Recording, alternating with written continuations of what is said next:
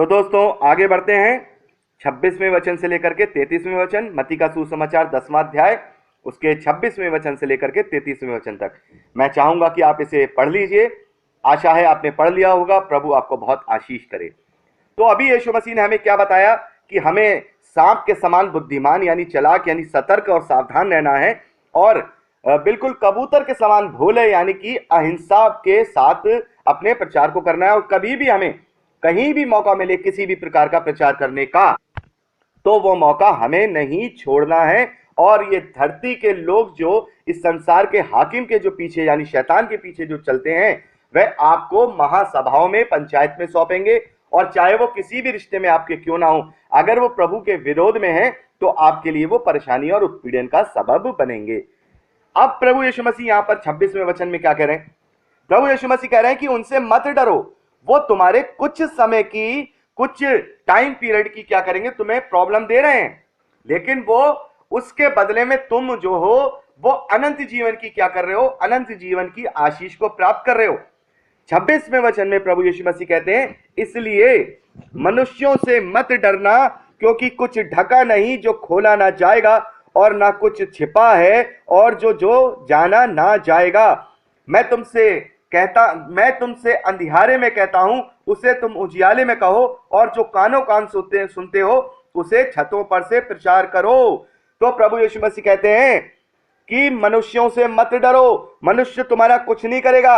आज जो अपने आप को बहुत ज्यादा धर्मी बनते हैं या अपने आप को अच्छा बनते हैं, तो मैं तुमसे कह रहा हूं कि कुछ भी ढका नहीं। सबकी बातों को स्वर्ग के राज्य में जब न्याय किया जाएगा तब खोल दिया जाएगा। किसी का भी कुछ नहीं छुपेगा। ना ही इस धरती पे कोई सोचे कि हमारे इस पाप को या हमारे इस गुनाह को ऊपर जब न्याय किया जाएगा तो परमेश्वर और हमारे बीच की बात होगी। नहीं, वहां सबके सामने उसे उजागर किया जाएगा। अगर हम अच्छा कार्य करेंगे तो वो कार्य भी हमारे लिए सबके सामने उजागर किया जाएगा। और अगर हम यहाँ पर प्रभु का विरोध करेंगे, प्रभु यीशु मसीह का इनकार करेंगे और हम बुरी बुरी बातों में फंसे रहेंगे, तो वो बातें भी हमारे लिए तब सबके सामने ही खोली जाएंगी। प्रभु यीशु मसीह कहते हैं कि मैं तुम्हें आज अंधियारे में तुमको बताता हूं, लेकिन मैं तुम्हें हियाव देता हूं, मैं तुम्हें ताकत और सामर्थ्य देता हूं, मैं तुमसे आज्ञा देता हूं कि तुम इसका प्रचार खुल के करो, छतों पर से करो।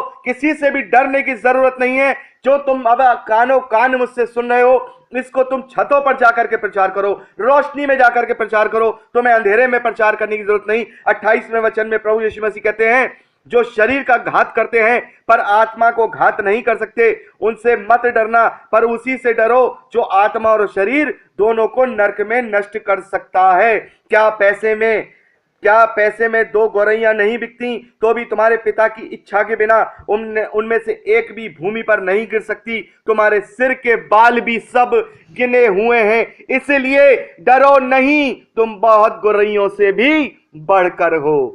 प्रभु यीशु मसीह कहते हैं कि गौरैयों से भी तुम बढ़कर हो। तुम प्रभु के समानता में हो, तुम परमेश्वर के स्वरूप में हो, तुम उन गौरैयों से भी बढ़कर हो। तुम इन मनुष्यों से मत डरो। ये शरीर के रूप से तो तुम्हें घात कर सकते हैं, ये तुम्हें उत्पीड़न कर सकते हैं, ये तुम्हें कत्ल कर सकते हैं, ये तुम्हें खत्म कर सकते हैं, लेकिन शरीर के भाव से ही कर सकते हैं। लेकिन आत्मा के भाव से वो तुम्हें घात नहीं कर सकते। तुम्हारा स्वर्गीय स्वरूप तुम्हारे लिए इंतजार करेगा, और तुम उस प्रतिफल को अपने स्वर्ग के राज में प्रभु यीशु मसीह के जब वो लौट करके आएंगे, उस प्रतिफल को पाने पाओगे। तुम्हें वो शरीर से तो मार सकते हैं, वो तुम्हें शरीर से तो घात कर सकते हैं, लेकिन आत्मा के भाव से वो घात नहीं कर सकते। लेकिन तुम्हें परमेश्वर से डरना है। मुझे और आपको परमेश्वर से डरना है, परमेश्वर के प्रेम को समझना है, क्योंकि वो ही इस दुनिया में अकेला है जो शरीर से भी, ध्यान रखिएगा, प्रभु यीशु मसीह कह रहे हैं कि वो शरीर से भी घात कर सकता है और आत्मा से भी घात कर सकता है, और वो आत्मा और शरीर दोनों को नरक में डाल सकता है। यानी कि कोई सोचे कि हमारा तो शरीर रहेगा नहीं, तो फिर इसमें दर्द कहां से होगा, इसमें तकलीफ कहां से होगी। जब हम गंधक की झील में डाले जाएंगे तो हमें तकलीफ कैसे होगी? ये शरीर तो मिट्टी का है, मिट्टी में मिल जाएगा, फिर हमें क्या तकलीफ होगी? लेकिन यहाँ प्रभु यीशु मसीह कह रहे हैं कि आत्मा और शरीर दोनों को वो क्या कर सकता है? वो नरक में नष्ट कर सकता है, नरक की आग में डाल सकता है। तो प्रभु यीशु मसीह कह रहे तुम्हारे तो सारे सारे सर के बाल भी गिने हुए हैं। जो भी कुछ होता है वो परमेश्वर की इच्छा के द्वारा ही होता है। अरे जब परमेश्वर की इच्छा के बिना वो 2-1 पैसे की गोरैया जो चिड़िया है जो सोती है डाल पे और परमेश्वर उसे नीचे नहीं गिरने देता, अरे तुम तो उसके स्वरूप में बने हुए, परमेश्वर के स्वरूप में बने हुए उसके पुत्र और पुत्रियां हो। तो वो तुम्हें क्यों इस शरीर के घात से, इस शरीर के भाव से घात होने देगा। और यदि ये लोग तुम्हें शरीर के भाव से घात भी कर देते हैं, उत्पीड़न भी देते हैं, तो प्रभु यीशु मसीह कहते हैं इसका प्रतिफल तुम्हें वो मिलेगा जो ये आज का जो कलेश है, आज की जो दुख है, उस प्रतिफल के आगे कुछ भी नहीं होता है। इसलिए प्रभु यीशु मसीह कहते हैं डरो मत, डरो नहीं, तुम गोरैयों से भी बढ़कर हो, तुम गोरैयों से भी बढ़कर हो। देखिए यहां पर मैं आपको बता दूं, मैंने खासकर कभी गिना तो नहीं है, लेकिन मैंने नेट पे भी पढ़ा है और अध्ययन करते समय भी ये बात जो है अपने टीचर से भी ये सुनी थी कि उन्होंने कहा कि जो पूरी बाइबल के अंदर जो है मत डर का जो शब्द है, मत डर, वो 365 बार आया है, 365 बार। इसको मैंने कभी अपने आप से कभी गिनने की कोशिश नहीं की है, मैं आपको बता दूं, लेकिन ऐसा लोग कहते हैं और ऐसा हम इंटरनेट पे भी देखते हैं। और मेरे जो शिक्षक थे उन्होंने भी मुझे ये बात बताई कि 365 बार मत डर का शब्द बाइबल में आया है और एक साल में 365 दिन होते हैं। तो ये कोइंसिडेंट कह लीजिए या परमेश्वर की बुद्धि हमसे भी बहुत आगे है, जहां हमारी खत्म होती है वहां उसकी शुरू होती है। तो प्रभु कहते हैं 365 बार यानी 365 दिन हे आप और पूरी सामर्थ और शक्ति के साथ निडर होकर के तू मेरे पीछे चल, अपना क्रूस उठा ले, क्योंकि तू जब अपना क्रूस उठा के मेरे पीछे हो लेगा तो वो जो अनंत जीवन का जो भाव है, अनंत जीवन का जो स्वरूप है, जो अनंत जीवन का जो शरीर है, वो मैं तुझे देने पाऊंगा। वहां ना तो रोना होगा, ना दांत पीसना होगा, ना आंसू होंगे, ना दुख होगा, वहां केवल आनंद और खुशियां होंगी, जय जयकार होगी और हमारा जो सहभागिता वो परमेश्वर के साथ होगी। तो यहां प्रभु यीशु मसीह जो है इसी विषय में बात कर रहे हैं कि तुम्हें मनुष्यों से नहीं डरना है, ये मनुष्य तुम्हारा कुछ नहीं बिगाड़ सकते। 32वें और 33वें वचन में प्रभु यीशु मसीह कहते हैं जो कोई मनुष्यों को माफ कीजिएगा, जो कोई मनुष्यों के सामने मुझे मान लेगा उसे मैं अपने स्वर्गीय पिता के सामने मान लूंगा, पर जो कोई मनुष्यों के सामने मेरा इनकार करेगा उसे मैं भी अपने स्वर्गीय पिता के सामने इनकार कर दूंगा। तो दोस्तों यहां पर बहुत ही सीरियस बात यहां प्रभु यीशु मसीह कह रहे हैं, बहुत सीरियस बात है। और खासकर हम जो अन्य जाति से लोग जो आते हैं, जो प्रभु को ग्रहण करते हैं, ये उनके लिए भी बहुत ज्यादा जो है सोचने और समझने की बात है। और प्रभु यीशु मसीह कहते हैं कि देखो जब तुम मुझे ग्रहण कर रहे हो तो निडर होकर के ग्रहण करो, डरो मत। तुम किस मनुष्य से डर रहे हो? क्यों मेरा क्यों इनकार कर रहे हो कि वो ऐसा हो जाएगा कि वैसा हो जाएगा? लेकिन नहीं, प्रभु यीशु मसीह कह रहे हैं कि तुम निडर होकर के क्या करो, तुम निडर होकर के मेरा इकरार करो, मुझे ग्रहण करो। क्योंकि जब तुम निडर होकर के मेरा इकरार करोगे, मुझे ग्रहण करोगे, तब मैं भी तुम्हें स्वर्गीय पिता के सामने ग्रहण करूंगा, तुम्हें मान लूंगा। और तुम किसी मनुष्य से डर के या किसी मनुष्य के सामने मेरा इनकार कर दोगे तो मैं भी पिता के सामने तुम्हारा इनकार कर दूंगा। तो यहां इनकार करने के लिए प्रभु यीशु मसीह कह रहे हैं कि आपको, यदि आपको अपने आप को छुपाना भी पड़ रहा है अपने परिवार से, अपने लोगों से, आपको इस प्रकार से बिहेव करना पड़ रहा है कि आप प्रभु यीशु मसीह को नहीं मानते हैं, लेकिन फिर भी आपको इस प्रकार का अपने मुंह से कोई शब्द नहीं निकालना है जो परमेश्वर के विरोध में हो, कि या फिर इस प्रकार का कोई कार्य नहीं करना है जो परमेश्वर प्रभु यीशु मसीह का इनकार करता हो, या उन्हें कोई गलत अपशब्द बोलता हो, या प्रभु यीशु मसीह की शिक्षाओं को गलत बोलता हो। तो उस सभा में भी नहीं बैठ करके आपको क्या करना है, उस सभा में भी नहीं बैठना है, और ना ही इस प्रकार से आपको ये फील कराना है कि आप भी प्रभु का इनकार कर रहे हैं। आप अगर किसी से छिप करके या किसी से बिना बताए अगर आप प्रभु को ग्रहण किए हुए हैं, या आपके परिवार को पता नहीं और आप बालिग हैं और आप जो है अपना फैसले खुद ले सकते हैं, तो फिर आप ऐसा बिहेव कीजिए कि उनको ये ना लगे कि आप भी मसीह के विरोध में। भले ही उन्हें ये ऐसा महसूस होता रहे कि हाँ ये मसीह बन गया है, हमें लगता है कि हो गया, आपकी बातों से लगे लगता रहे, तो अगर आप लेकिन अपने मुंह से कभी भी प्रभु यीशु मसीह की शिक्षाओं को और उनकी बातों को बुरा नहीं कहेंगे। तो यहां पर प्रभु यीशु मसीह हमसे यही कहना चाह रहे हैं कि तुम्हें मेरा इनकार नहीं करना है, अगर तुम मेरा इनकार कर दोगे तो मैं भी पिता के सामने तुम्हारा इनकार कर दूंगा, और अगर तुम मेरा यहां पर मान लोगे, दुनिया के सामने मुझे मान लोगे, मुझे ग्रहण कर लोगे, तो मैं भी तुम्हें स्वर्गीय पिता के सामने मान लूंगा। तो यहां हमने 26वें वचन से लेकर के 33वें वचन तक हमने अध्ययन कर लिया। अगली क्लिपिंग में बहुत इंपॉर्टेंट क्लिपिंग है और बहुत लोग जानना चाहते हैं, 34वें वचन से लेकर के हम बात करेंगे लास्ट इस 10वें अध्याय 42वें वचन तक, कि बहुत से लोग इस बात को क्लेम करते हैं कि प्रभु यीशु मसीह ने कहा कि ये ना समझो कि मैं पृथ्वी पर मिलाप कराने आया हूं, मैं मिलाप कराने नहीं तलवार चलाने आया हूं, और ये है वो है। प्रभु यीशु मसीह तो क्या करने आया है, माँ और बेटे को और सबको अलग करने आया है। ये सब तरीके की तमाम क्लेम करते हैं और गलत गलत प्रभु के विरोध में बात करते हैं। तो हम अगली क्लिपिंग में बात करेंगे 34। तो दोस्तों अब बात करते हैं मत्ती का सुसमाचार 10वां अध्याय उसके 34वें वचन से लेकर के 42वें वचन तक। जैसा कि मैं हमेशा कहता हूं, मैं चाहूंगा कि आप इसे पढ़ लीजिए, 34वें वचन से लेकर के 42वें वचन, मत्ती का सुसमाचार 10वां अध्याय। आशा है आपने पढ़ लिया होगा। प्रभु आपको बहुत आयत की आशीष दे। तो दोस्तों यहां पर जो 34वां और 35वां और 36वां वचन है, इसे जो मसीह विरोधी लोग हैं वो बहुत ज्यादा क्लेम करते हैं, क्योंकि उन्होंने बाइबल तो पढ़ा होता नहीं है, ना ही प्रभु यीशु मसीह की शिक्षाओं को जाना होता है। उनका काम केवल यह होता है कि प्रभु यीशु मसीह को बुरा कहना और प्रभु यीशु मसीह की शिक्षाओं का विरोध करना। ये एक तरह से ये पागलपन कहेंगे या कहेंगे बुद्धि का भी ना होना भी कहेंगे, क्योंकि अगर बुद्धि होती तो कम से कम उस चीज को पढ़ते, किसी को बुरा कहने से पहले कम से कम उसको पढ़ते, जान लेते कि प्रभु की शिक्षाएं क्या हैं। और अगर वो प्रभु की शिक्षाओं को जान लेते तो इस बात पे कभी भी वो अपने मुंह से निकाल ही नहीं पाते कि प्रभु यीशु मसीह से देखो तुम अहिंसावादी कहते हो, प्रभु यीशु मसीह तो तलवार की बात कर रहा है। तो अगर वो बाइबल को पढ़ लेते वो समझ जाते कि किस तलवार के विषय में बात कर रहा है जो प्रभु यीशु मसीह। पहले देखिए 34वां वचन पढ़ते हैं, ये ना समझो कि मैं पृथ्वी पर मिलाप कराने आया हूं, मैं मिलाप कराने नहीं पर तलवार चलाने आया हूं। मैं तो आया हूं कि मनुष्यों को उसके पिता से और उसकी बेटी को मां से और बहू को उसकी सास से अलग कर दूं। मनुष्य के बैरी उसके ही घर के लोग होंगे।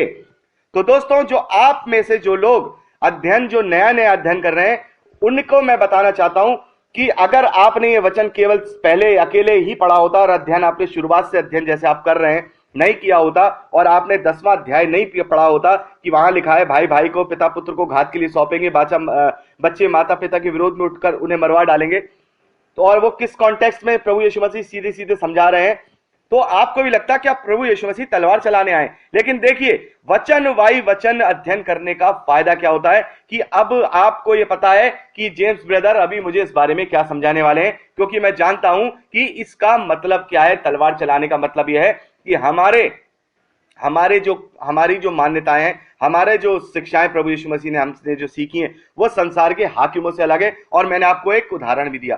खैर ये बात अलग है। परमेश्वर धन्यवाद है कि उसने हमें अवसर दिया कि हम वचन बाई वचन और आयत बाई आयत अध्ययन कर रहे हैं। तो यहां पर प्रभु यीशु मसीह क्या कह रहे हैं, ये मत समझो कि मैं मिलाप कराने आया हूं। अब यहां पे आकर के थोड़ा कंफ्यूज हो जाता है, मैं मिलाप कराने नहीं आया हूं, मैं तलवार चलवाने आया हूं। मैं तो आया हूं मनुष्य को, जैसे आपने पढ़ा होगा, बेटी को और मां से सबसे ये अलग कर दूं। लेकिन प्रभु यीशु मसीह की शिक्षाएं हम पिछले 7 भागों से हम देखते जा रहे हैं। प्रभु यीशु मसीह तो शिक्षाएं दे रहे हैं, अपने दुश्मनों से भी प्यार करो, कोई तुम्हारे एक गाल पे थप्पड़ मारे दूसरा भी मार दो, कोई तुमसे कुर्ता मांगे तो उसे 2 हर भी ले जाने दो, तुम ऐसा करो, तुम नम्र बनो, तुम दीन बनो, तुम कोई सताए तो कोई बात नहीं, उसको तुम आशीष दो, अपने सताने वालों को भी आशीष दो, अपने गाली देने वाले को भी आशीष दो। ये सारी की सारी शिक्षाएं प्रभु यीशु मसीह नैतिकता की और दीनता की और नम्रता की हमें सिखा रहे हैं, संयम की सिखा रहे हैं। तो प्रभु यीशु मसीह यहाँ क्या कह रहे हैं, तलवार चलाने आया हूं। तो अभी हम इतने दिन से जो अध्ययन कर रहे हैं इससे हमें यह पता चला कि प्रभु यीशु मसीह ज्यादातर अपनी बातों को दृष्टांत या उदाहरणों के रूप में कहते हैं। और उदाहरण और दृष्टांतों के रूप में कहने का एक जो फिजिकल कारण जो परमेश्वर का है, एक तो यह भी है जो हम आगे चल के भी पढ़ेंगे 13वें अध्याय में, कि परमेश्वर चाहते हैं कि जिनके कान हो वो सुने, जो परमेश्वर के ग्रहण योग्य जानना चाहते हैं वो परमेश्वर की ग्रहण योग्य बातों को सुन सके और बाकी लोग अपने कान बंद करे रहें। एक तो ये आत्मिक कारण है, लेकिन फिजिकल कारण भी उदाहरणों को देने का जो प्रभु यीशु मसीह का वो ये है कि जब हम किसी को कोई उदाहरण दे करके या कोई कहानी या फिर मुहावरा बता करके, एग्जाम्पल दे करके अपनी बात को हम बताते हैं तो सुनने वालों को क्या होता है, वो ज्यादा समय तक याद रहती है कि हाँ उस उदाहरण दे करके हमने बात की थी। तो एक ये सिंपल तरीका है बिना लिखे हुए किसी भी शिक्षा को या किसी भी बात को दूसरों को देना, ताकि वो बिना लिखे भी लंबे समय तक उसको याद रख सके। और हम जैसे देखते हैं कि ये सारे सुसमाचार बाद में लिखे गए, तो कोई वहां चेला या कोई और दूसरा व्यक्ति पेन को, कॉपी को, कलम को, कागज को या किसी भी तरीके की चीजों को लेकर के नहीं बैठा है, वो तो प्रभु की बातों को सुन रहा है। लेकिन जब उसने उनको मुहावरों में सुना, उदाहरणों में सुना, तो वो उसको लॉन्ग टाइम तक, लॉन्ग टर्म तक उसे याद रहा। तो एक तरीका था प्रभु यीशु मसीह का जो प्रचार करने का, ताकि लोग उदाहरणों से जब सुने तो उन्हें वो चीज याद रहे। तो प्रभु यीशु मसीह भी यहां पर एक क्या कह रहे हैं, एग्जाम्पल और उदाहरण के रूप में बात कर रहे हैं। वो कह रहे हैं कि तुम्हारा मैं यहां पर इस धरती के, जो आप अपने आप को बहुत वो करते हो ना, अरे उसको बुरा ना लग जाए, उसको बुरा ना लग जाए, और इस उसको और उसको बुरा नहीं लग जाए। असल में आप अपने और मैं और आप अपने मन में रखते हैं कि इस तरीके का बहाना लेकर के हम शैतान की जो चीजें हैं, शैतान की जो अभिलाषाएं जो हमें वो दिखाता है, उसमें अपने आप को हम फंसाना चाहते हैं। लेकिन यहां पर हम मेल मिलाप, हमारा अगर मेल मिलाप ही करना है तो परमेश्वर के वचन से हम मेल मिलाप करें। अगर हमें मेल मिलाप ही करना है तो परमेश्वर से हम मेल मिलाप करें। और वैसे तो हमें प्रभु की शिक्षाएं हमें बता रही हैं कि आपको अपने पड़ोसी से अपने समान प्रेम रखना है, आपको अपने शत्रुओं से भी प्रेम रखना है। तो सबसे बड़ा मेल करने की आज्ञा तो प्रभु यीशु मसीह ने हर एक मसीही विश्वासी को दे दी है। तो फिर अब कौन सा मेल कराने की बात है? यह है इस धरती की अभिलाषाओं में फंस करके, इस धरती की जो संगति है उससे मेल मिलाप के विषय में प्रभु यीशु मसीह कह रहे हैं। ये मत समझो कि इस धरती की चीजों से, इस धरती की अभिलाषाओं के कारण जो तुम अपने आप को पापों में फंसाते हो, उनसे मैं तुम्हारा मेल मिलान करने नहीं आया हूं। मैं तो तलवार चलाने आया हूं, और वो तलवार वचन की तलवार है, वो तलवार तुम्हारे स्वभाव की तलवार है, वो तलवार मेरी शिक्षाओं की तलवार है। क्योंकि जब तुम उन शिक्षाओं पे चलोगे जो मैं तुम्हें सिखाता हूं, जो इस जगत से निराली हैं, देखिए बिल्कुल निराली हैं। मैं आज आपको बड़े दावे के साथ और बड़ी खुशी के साथ ये बात बताता हूं कि प्रभु यीशु मसीह की जो शिक्षाएं हैं, वो तमाम जितनी भी और शिक्षाएं हैं जो अन्य धर्म गुरुओं ने और जो दी हैं, उनसे बहुत ही डिफरेंट है। कभी भी किसी धर्म के अंदर यह नहीं सिखाया गया है कि तुम अपने मारने वालों को, अपने सताने वालों को भी आशीष दो या उन्हें क्षमा कर दो। और पहली चीज, और दूसरी चीज, कभी भी किसी धर्म के अंदर सबसे बड़ा जो फर्ज या सबसे बड़ा उत्तरदायित्व किसी धर्म का यह नहीं है कि आपको प्रचार करना है। किसी धर्म के अंदर पूजा करना, किसी धर्म में इबादत करना, किसी धर्म में जो है फिजिकली चीजों से ये करना वो करना, सारी चीजें हैं। लेकिन मसीहत के अंदर ही केवल एक प्रचार करने का क्या है, आदेश है। यानी आपको प्रचार करना है। एक मसीही विश्वास का जो सबसे बड़ा कर्तव्य यह है कि वो प्रभु यीशु मसीह की बातों का प्रचार करे। और एक परमेश्वर ही, एक सच्चा परमेश्वर ही ये चाहेगा कि उसे तमाम चीजें ना मिले, उसे इबादत ना मिले, उसे ये चीजें ना मिले, उसे चढ़ावे ना मिले, उसको दूध का चढ़ावा ना मिले, उसको प्रसाद का चढ़ावा ना मिले, उसको चादर का चढ़ावा ना मिले, अगरबत्ती मोमबत्ती का चढ़ावा ना मिले। लेकिन उसके जो स्वरूप में रचे गए जो लोग हैं, जो उसके स्वरूप में रचे गए, जो उसकी सहभागिता में परमेश्वर ने जिन्हें अपने लिए रचा है, वो बचाए जा सके। यह कर्तव्य केवल मसीही समाज में है और किसी भी समाज में नहीं है। और वहां दूसरे समाज में है तो बनाएंगे तो ठीक है, नहीं तो तलवारें भी चलती हैं, वहां काट दिया जाता है। हमारे यहां मसीही शिक्षाओं के अंदर अगर कोई मसीह को मानने के बाद अगर पलट भी जाता है तो उसको कोई हमारे यहाँ सजा का प्रावधान नहीं है कि हम उसको चौराहे पे फांसी पे लटका दें या पथरवा करके मार दें। ऐसा कुछ नहीं है। यहाँ पर मसीह के अंदर आदमी को अपनी, सबको फ्रीडम ऑफ चॉइस मिली है। तो प्रभु यीशु मसीह कह रहे हैं कि मैं तुम्हें अपनी शिक्षाओं की तलवार से, मैं तुम्हें अपने वचन की तलवार से क्या करने आया हूं, उसे चलवाने आया हूं। मैं तुम्हें आत्मा की तलवार से क्या करने आया हूं, इस धरती के हाकिम से, इस धरती के ईश्वर से अलग करने आया हूं। मैं तुम्हें अलग करने आया हूं। इस धरती की संसारिक अभिलाषाओं से मैं तुम्हें अलग करने आया हूं। इस धरती की संसारिक चकाचौंध से मैं तुम्हें अलग करने आया हूं। और यदि कोई मनुष्य इस धरती पर रह करके आपको उस चकाचौंध में खींचता है, आपको पापों और पापों के कारणों में डालता है, तो प्रभु यीशु मसीह कहते हैं कि इन शिक्षाओं की तलवारों से, इस आपकी आत्मिकता की तलवार से उससे अपने आप को अलग कर दे। क्योंकि प्रभु यीशु मसीह ने, जैसे हमने 5वें अध्याय में पढ़ा 29 और 30वें वचन में, कि यदि तेरी आंख तुझे ठोकर का कारण बनाए या तेरे को हाथ तेरे को ठोकर का कारण बनाए तो उसके अपने शरीर से अलग कर दो। इसी प्रकार से प्रभु यीशु मसीह भी यहां पर क्या कर रहा है, इन संसारिक रिश्तों को, उस जो मेन रिश्ता है, देखिए हमारा संसारिक रिश्ता है 60-70 साल का, 80 साल का। आज जो हमारी माँ है, जो हमारा भाई है, जो हमारा बेटा है, वो जब हम मर जाएंगे, देखिए हम भी, क्या आप कभी अपने दादा को पर्सनली हो सकता है आप इसे बहुत से लोग जानते हो, लेकिन परदादा को तो मेरे ख्याल से बहुत ही कम लोग होंगे जो पर्सनली उनके साथ, जिन्होंने 2-4 साल बिताए होंगे या पर्सनली बात। और लक्कड़ दादा को तो किसी ने भी यहां देखा ही नहीं होगा ज्यादातर। तो कितने दिन का संबंध हमारा इस संसार से है? सिर्फ 60-70 साल, 80 साल, या सिर्फ उतने दिन तक जितने दिन हम इस धरती पे हैं। लेकिन परमेश्वर से हमारा जो संबंध है वो अनंत काल का संबंध है, वो हमेशा का संबंध है, वो हमेशा हमेशा वो संबंध हमसे बना रहेगा। तो प्रभु यीशु मसीह हमसे यहाँ कह रहे हैं कि मैं तुम्हें आत्मिकता की तलवार से, इस दुनिया की अभिलाषाओं से अलग करने आया हूं। मैं तुम्हारा परमेश्वर से मेल कराने आया हूं। तुम्हारे बुराई से मैं तुम्हारा क्या करने आया हूं? कट ऑफ करने आया हूं, तुम्हें बुराई से काटने आया। तो प्रभु यीशु मसीह जिस तलवार की बात कर रहे हैं वो आत्मा की तलवार है, वो शिक्षाओं की तलवार है, वो अच्छाई की तलवार है, वो सचमुच की तलवार नहीं है जिससे आदमी मर जाता है। ये वो तलवार है जिसके चलाने से आदमी जिंदा हो जाता है, जीवित हो जाता है, वो भी अनंत अनंत जीवन के लिए, हमेशा की जिंदगी के लिए। ये वो तलवार है। एक तलवार जो फिजिकल तलवार, जो भौतिक रूप से तलवार होती है इस धरती पर, वो हमेशा सबका लहू निकालती है, सबको मार देती है। लेकिन ये जो आत्मिक तलवार है, ये जो आत्मिक हथियार है, इससे हम हमेशा के लिए जिंदा हो जाते हैं और उस अनंत जीवन के सहभागी और भागीदार हो जाते हैं जिसके लिए परमेश्वर ने हमें रचा है। और 37वें वचन में प्रभु यीशु मसीह कहते हैं, जो माता या पिता को मुझसे अधिक प्रिय जानता है वे मेरे योग्य नहीं, और जो बेटा और बेटी को मुझसे अधिक प्रिय जानता है वे मेरे योग्य नहीं, और जो अपना क्रूस लेकर मेरे पीछे ना चले वह मेरे योग्य नहीं। जो अपना प्राण बचाता है वह उसे खोएगा, और जो मेरे कारण अपना प्राण खोता है वह उसे पाएगा। तो प्रभु यीशु मसीह कहते हैं, इस धरती के जीवन को जो कोई बड़ा समझेगा उस अनंत जीवन से, तो वो बेवकूफी करेगा, वो मूर्खता की बात करेगा, वो अपने घर को बालू पे बना देगा कि आंधी आई, तूफान आई, बाढ़ें आई और वो घर ढह गया। तो प्रभु यीशु मसीह कहते हैं कि अपने क्रूस को उठा करके चलो। जो इस धरती की चीजों को, इस धरती की बातों को मेरी उस आज्ञाओं से बढ़ा मानेगा, उन आज्ञाओं से ऊपर मानेगा, तो वह मेरे पीछे चलने के योग्य नहीं है, वो मेरा क्रूस उठाने के योग्य नहीं है। अरे इस प्राण को बचाने के लिए, जो आज प्राण है, कल का हमें पता नहीं कि हम जीवित रहेंगे कि नहीं रहेंगे। इस प्राण को बचाने के लिए आज अगर हम क्या कर रहे हैं, उस अनंत जीवन को छोड़ दे रहे हैं, तो इससे बड़ा घाटे का सौदा कुछ नहीं है। वो अभी आजकल बहुत ज्यादा चल रहा है ना, इसमें मेरा घाटा।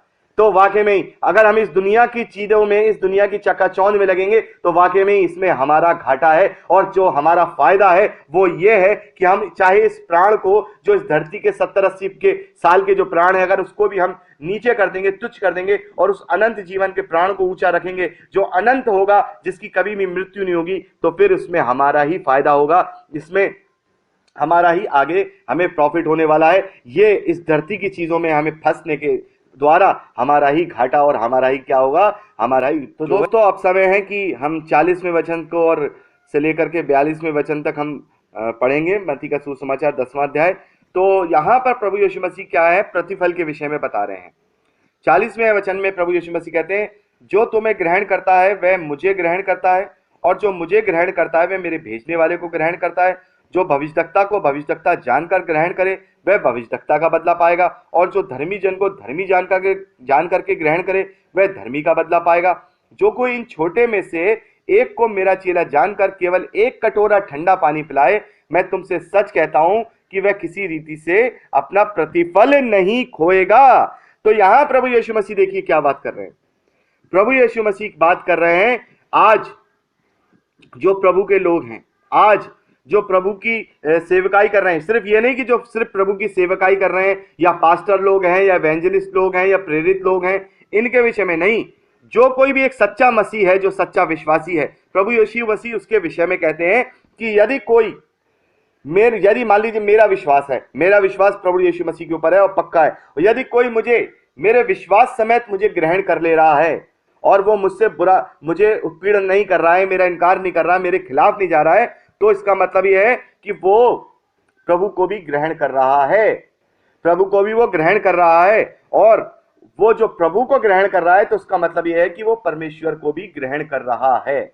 तो ऐसे लोगों को यदि हमारे जीवन में कोई ऐसा दिखाई देता है कि जो कोई हमें हमारी शिक्षाओं समेत और इस बात के लिए जो हमें अप्रिशिएट करता है कि नहीं आप जो है इस अच्छी बात कर रहे हो ब्रदर, आप जो है प्रभु यीशु मसीह के पीछे चल रहे हो, और मैं भी जानता हूं प्रभु यीशु मसीह की शिक्षाएं अच्छी हैं और मैं भी जानना चाहता हूं, तो इसका मतलब यह है कि वो उद्धार को प्राप्त करना चाहता है। तो अब हमारी ये जिम्मेदारी है कि हम उसको अब आगे को क्या करें, उसको आगे को फलवंत करें। तो प्रभु यीशु मसीह इस धरती के सारे लोगों से ये बात कह रहे हैं कि जो कोई तुम्हें, यानी कि जो मेरे जो चेले हैं, जो मेरे जो लोग हैं, उनको ग्रहण करेगा, इसका मतलब है कि वो मुझे ग्रहण करेगा, और जो कोई मुझे ग्रहण करेगा वो मेरे भेजने वाले को ग्रहण करेगा। तो प्रभु यीशु मसीह कह रहे हैं यदि जो सही में जो है उसको तुम उसी प्रकार से जान करके ग्रहण करोगे तो उसी प्रकार का तुम्हें बदला भी मिलेगा। यानी कि जैसे अगर किसी भविष्यवक्ता को तुम भविष्यवक्ता जान करके ग्रहण कर रहे हो तो तुम भविष्यवक्ता वाला बदला पाओगे, और अगर किसी धर्मी जन को वाकई में कोई प्रभु यीशु मसीह की धार्मिकता में धर्मी है, उसे धर्मी जान करके धर्मी ग्रहण कर रहे हो, तो फिर तुम धर्मी का ही बदला पाओगे। प्रभु यीशु मसीह कहते हैं कि तुम इनमें से जो मेरे चेले हैं, जो मेरे लोग हैं, जो मेरी सेवकाई करते हैं, जो मेरे क्रूस को उठाए हुए हैं, उनमें को अगर तुम केवल एक ठंडा पानी भी पिलाओगे तो मैं तुमसे सच कहता हूं उस ठंडे पानी के बदले में भी तुम अपने प्रतिफल को नहीं खोगे, वो प्रतिफल भी तुम्हें क्या मिलेगा, स्वर्ग के राज में मिलेगा। तो मैं बस छोटी सी एक बात यहां कहना चाहता हूं कि बहुत से लोग होते हैं कि किसी भी जो सेवकाई करने वाले हैं, जो भी प्रचारक हैं, उनके विषय में अच्छी तरह से जानते नहीं हैं और उनके ऊपर दोष लगाते हैं और उनको बुरा बुरा बोलते हैं। मैं बस एक बात कहता हूं कि दोष लगाने से क्या वो सुधर जाएगा? अच्छा तो ये होगा कि हम, अगर वो कोई गलत बात कर रहा है तो हम अपने भाइयों को सिर्फ ये बताएं कि ये चीज बाइबल में सही लिखी है। ये कहने की वो फलाना आदमी गलत कह रहा है, वो फलाने आदमी की सेवकाई गलत है, ये कहने से तो हम क्या कर रहे हैं, दोष लगा करके उसको टारगेट बना रहे हैं। लेकिन अगर हम उसको टारगेट ना बना करके जो अपने भाई लोग हैं, जो अपनी बहनें हैं, जो अपने जो कलीसिया के लोग हैं, उन्हें सच्चाई बताएं बाइबल से कि देखिए, किसी का नाम लिए बगैर उस शिक्षा को बताएं कि देखिए बाइबल हमें ये बताता है, बाइबल हमें ये सिखाता है, प्रभु यीशु मसीह ने हमें ये बताया था, तो वो ज्यादा अच्छा है ताकि हमारा दोष भी न लगे। और हम, क्योंकि हम जैसे मैंने आपको बताया था दोष न लगाओ के विषय में पिछले भागों में अच्छी तरह से हमने अध्ययन किया है कि दोष लगाने का काम हमारा नहीं है, क्योंकि हम मनों को जांचने वाले नहीं हैं। तो यहाँ प्रभु यीशु मसीह कहते हैं कि जो सेवक लोग होते हैं, जो सेवकाई करते हैं, जो प्रभु के चेले होते हैं, जो प्रभु का अंगीकार करने वाले जो विश्वासी मसीही लोग होते हैं, यदि उनका कोई सम्मान करेगा, यदि सम्मान का मतलब ये नहीं है इज्जत देना, हार फूल पहनाना, बहुत से लोग अपना सम्मान करवाते हैं, गाड़ी से चले आ रहे हैं, फूलों की बरसात करवा रहे हैं, ये मसीहत के काम नहीं है, ये शैतानी काम है। इज्जत और सम्मान कराने का मतलब, जैसे कि आपको किसी से प्रेम से आपसे अगर कोई बात कर दे रहा है तो इसका मतलब है कि उस प्रेम से बात करने का भी वो प्रतिफल जब वो स्वर्ग राज में जाएगा तो वो अपना प्रतिफल जरूर पाएगा।